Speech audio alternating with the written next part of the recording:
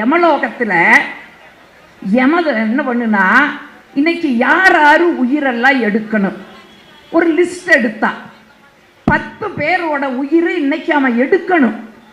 அந்த லிஸ்ட்டை கையில் எடுத்தா அதில் முதல் நபர் வீட்டுக்கு வந்து கதவை தட்டுனா, அந்த மனுஷன் அப்பத்தான் மனைவி ஊருக்கு போயிருக்காங்க. அதை கொண்டாடணும்னு நினைச்சு உற்சாக பானத்தை அப்பத்தான் அவர் டம்ளர்ல ஊத்துறாரு.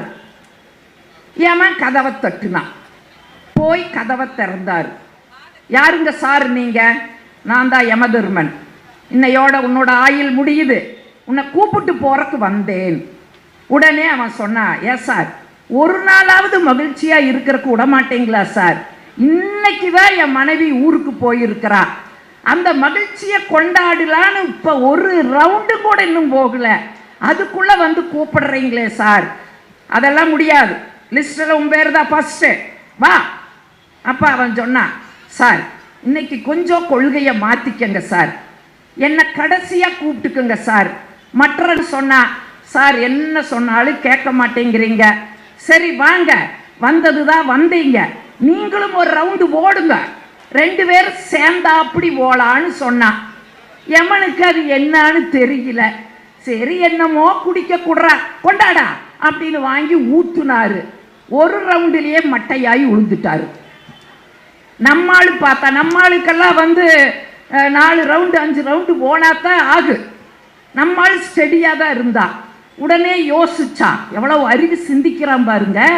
நம்மால் யோசிச்சா, என் பேர் முதல்ல இருக்கிறதுனால தாண்டா நீ முதலால எடுக்கிறேன்னு வந்திருக்கிற, இரடாம் அவனே அப்படின்னு முதல்ல இருக்கிற பேரை தூக்கி கடைசியில் வச்சுட்டான். ஒரு கொஞ்ச நேரத்தில் யமனுக்கு நினைவு வந்துடுது. கண்ணை முழிச்ச யமன் சொன்னான், என்ன தீடா கொடுத்த? என்னோட யமலோகத்தில் கிடைக்காத ஒரு சொர்க்கம் ஒரு 10 நிமிஷத்தில் எனக்கு கிடைச்சிடுதுடா, என்ன தீடா கொடுத்த? அருமைடா அருமைடா, கொஞ்ச நேரம் எனக்கு மகிழ்ச்சியை தந்ததுனால இன்னைக்கு நான் ஒரு முடிவு பண்ணிட்டேன். என்ன முடிவு தெரியுமா? கொள்கையில மாற மாட்டேன்னு சொன்னேன்ல, அதை இன்னைக்கு கொஞ்சம் மாற்றிக்கிறதா முடிவு பண்ணின. இன்னையிலிருந்து கடைசியிலிருந்து உயிரை எடுக்கிறதுன்னு முடிவு பண்ணிட்டேன்னா.